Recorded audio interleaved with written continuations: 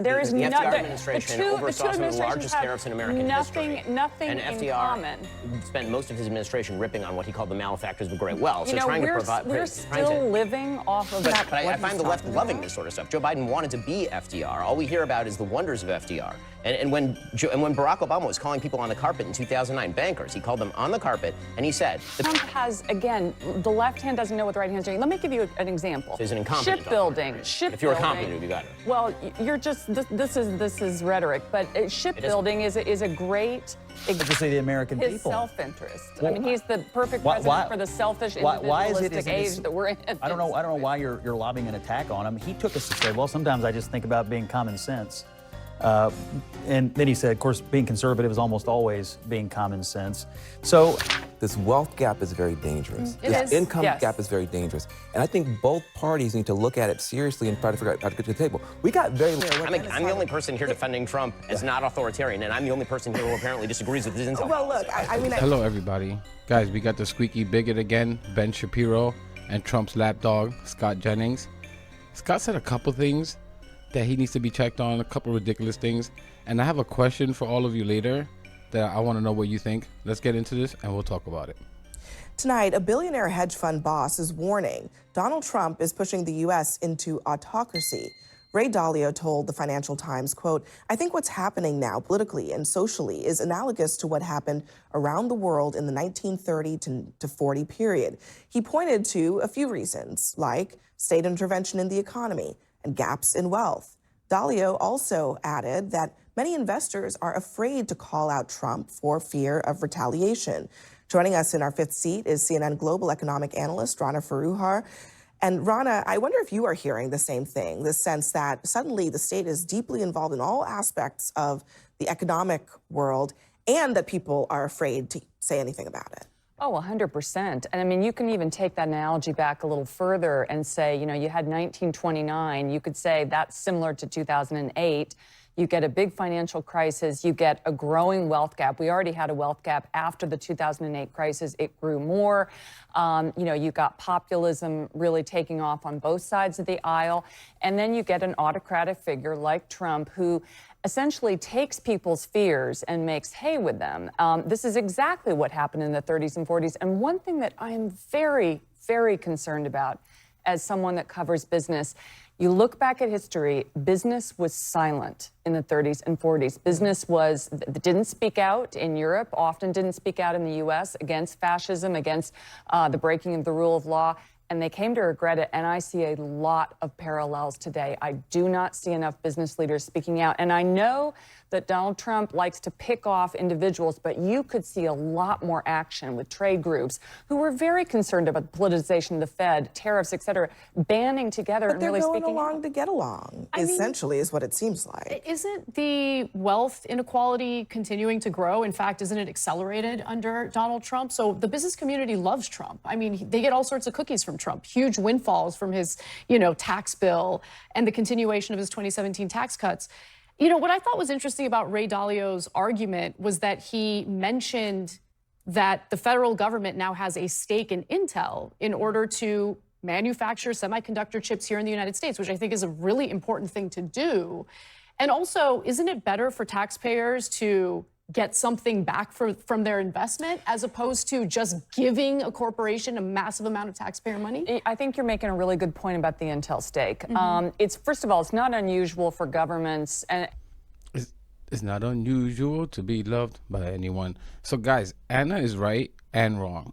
The billionaires do get a lot of cookies under Trump, but even they understand that it's a fine line.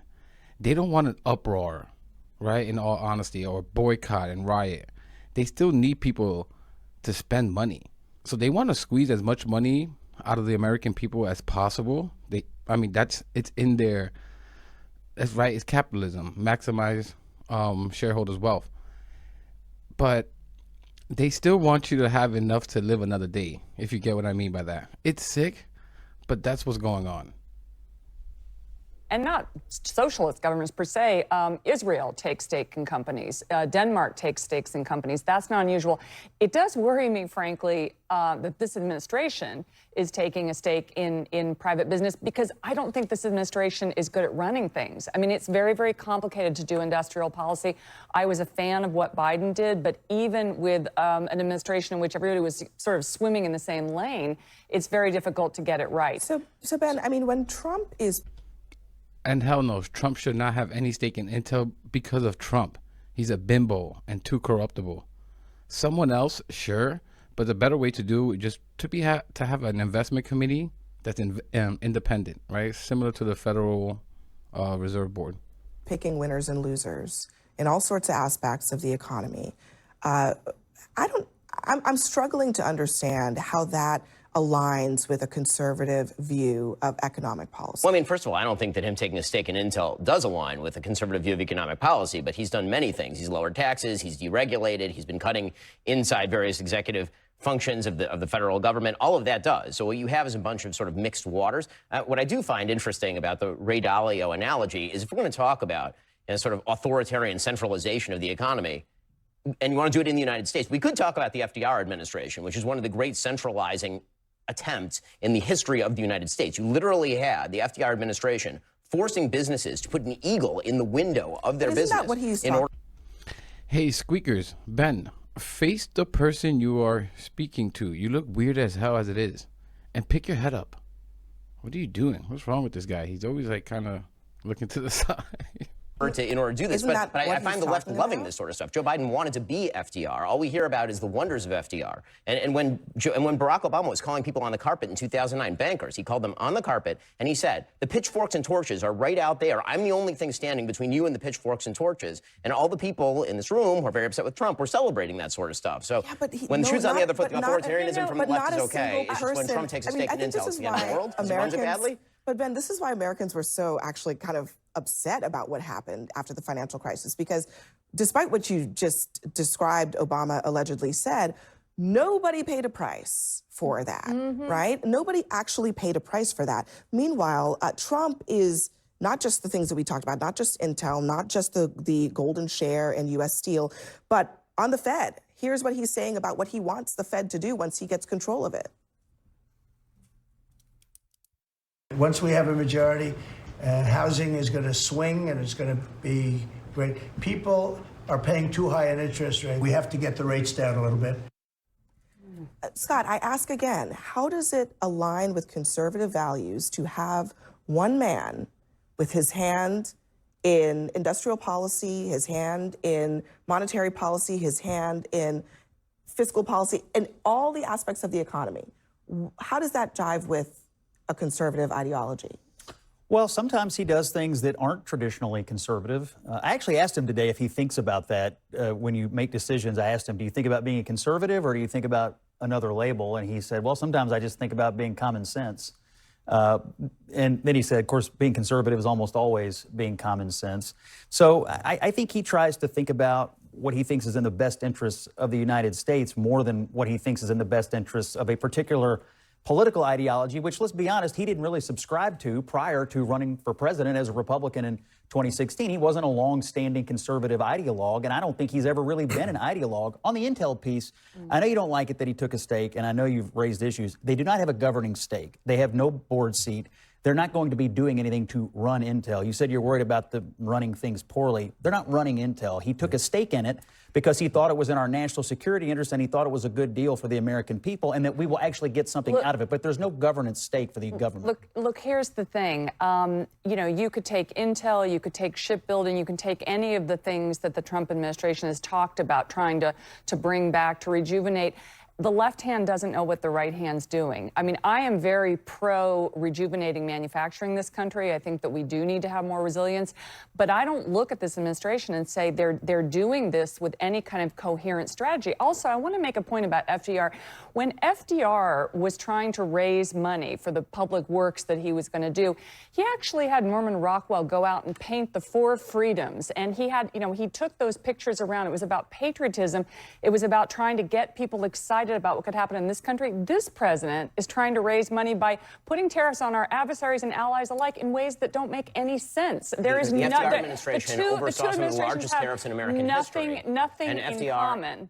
spent most of his administration ripping on what he called the malefactors of great wealth. You So know, we're trying still living off of a lot of the public works administration. I wish we were building highways. Why are you against what Trump is doing? Because he's doing a much lesser version of what FDR is. No, Trump has, again, the left hand doesn't know what the right hand is doing. Let me give you an example. So he's an incompetent shipbuilding. Right? Shipbuilding. If you were competent, it would be better. Well, you're just, this is rhetoric, but shipbuilding is a great example. You know, the Trump administration got rid of Biden's domestic shipbuilding office at the same time that they're saying, let's have Koreans shipbuild, you know, within missile range of China. I mean, there's no coherent strategy to how this administration thinks about resilience. Wait, hold on a second. Yeah. You don't like Trump and you... And guys, quickly, I'm not completely against manufacturing, but if we're going to bring manufacturing to the U.S., it has to be like what Biden did with the chips manufacturing, where there is a lot of value added and Americans would take those jobs, right? We can't just manufacture everything. There's something that is not enough meat on the bone, and Americans are just not going to do those jobs. These people know that. We do, but I think Dalio was making a bigger point, and I think we're missing. We always want to get into the Trump of everything. It's a very big deal for someone like Ray Dalio to point out, regardless of the Trump of it all, that there's something happening in this country where we're getting farther apart from each other. This wealth gap is very dangerous. This income gap is very dangerous. And I think both parties need to look at it seriously and try to figure out how to get to the table. We got very lucky in the last century. We had major economic challenges, but somehow we produced a Churchill, we produced a Thatcher, we produced a Gandhi, we produced a Mandela, we produced an FDR. I'm looking at world leadership now, and I'm watching the temperature rise, and I don't see anybody who has those kinds of skills to get people back to the table. I think Ray Dalio is not going after Trump. I think he's going after this deeper problem happening in our country, and neither party is really dealing with it. I think you're right about that. He could see the pitchforks coming. And that's exactly right, what Van said there. Let me know in the comments. But I can't think of another issue that both sides are on the same page for the same reasons. Like, this has just gone way too far. Guys, I'm in finance. I've said that before. Went to grad school for it. I still work in the field full time. For the life of me, I cannot figure out how crap like tax cuts for the rich still gets passed. It's sad in a lot of ways, because they convince so many that they deserve it or shouldn't be punished for making so much money. Meanwhile, in this country, the less money you make, the more you get punished. Think about what Republicans just did. Took away Medicaid from millions and SNAP benefits. You know what that's going to do? I grew up on welfare and Section 8 housing. Like, we wouldn't have survived without it. And it was still hard as hell. I still remember the 4-digit code on the EBT card number. And all for what? Guys, I know this is a rant, but listen to my logic here. For what? 70% of the benefits from those tax cuts are going to go to the top 10% of income earners. In what world does that make sense? Wouldn't it have been smarter for 70% of the benefits to go, I don't know, to the 90% of the population, not the top 10%?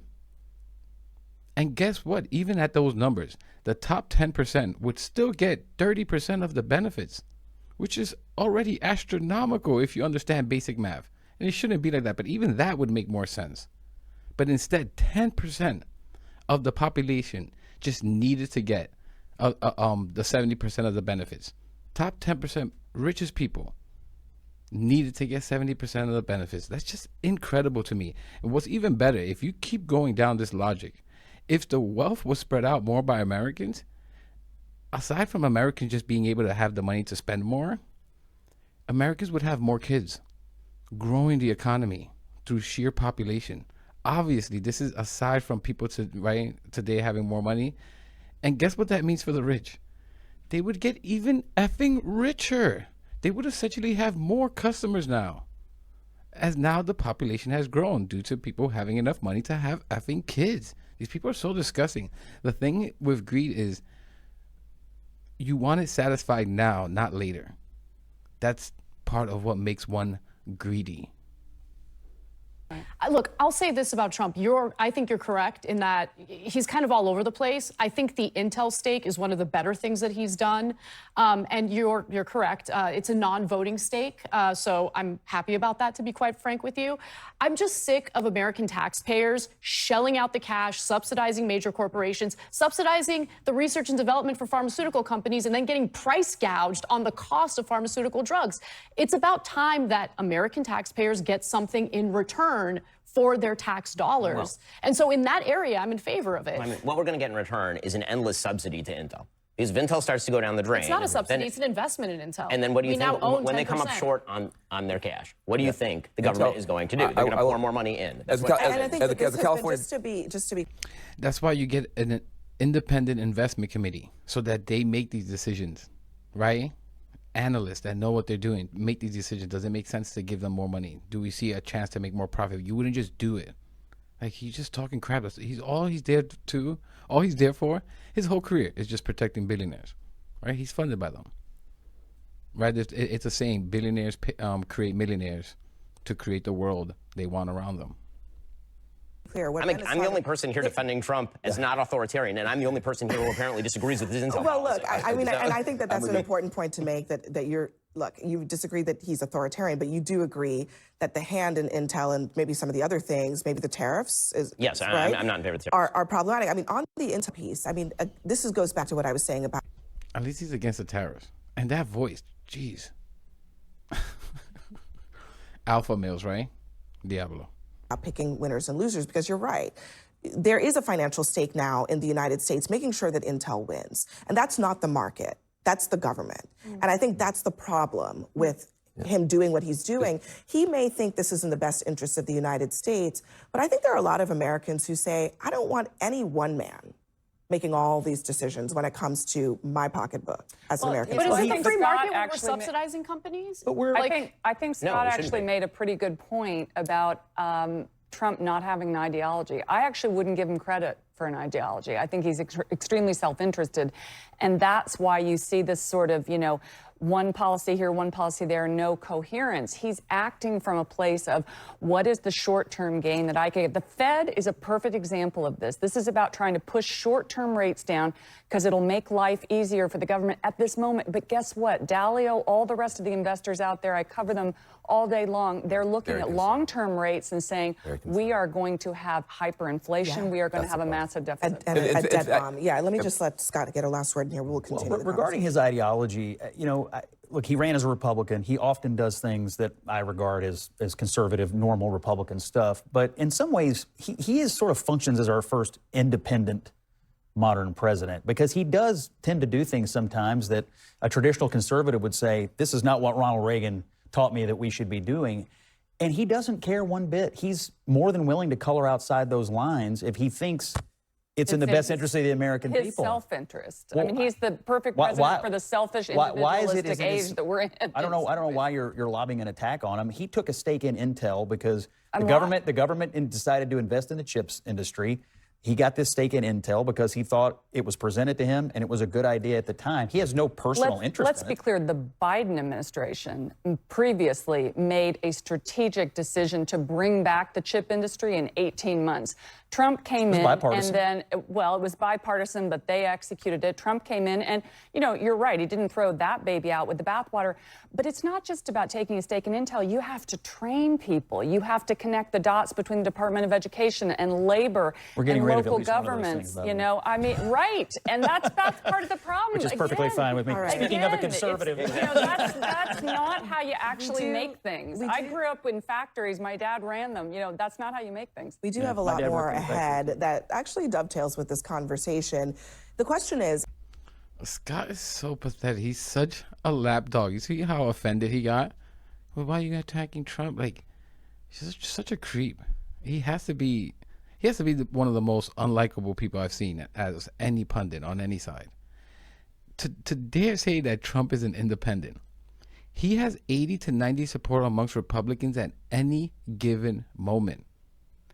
After the Epstein file stuff came out, they polled him and he was still in the high 80s. His approval rating went up. Like, this is incredible. If by independent you mean he only thinks about himself, then yeah, for sure. He's the most independent politician I've ever seen. Like, what the hell is Scott talking about? He's such a lapdog. It's so pathetic. I'm going to leave it there, guys. Let me know what you think about all this in the comments. Please leave a like, subscribe. It really helps the channel, really helps push the message out there. And I'll catch you on the next one.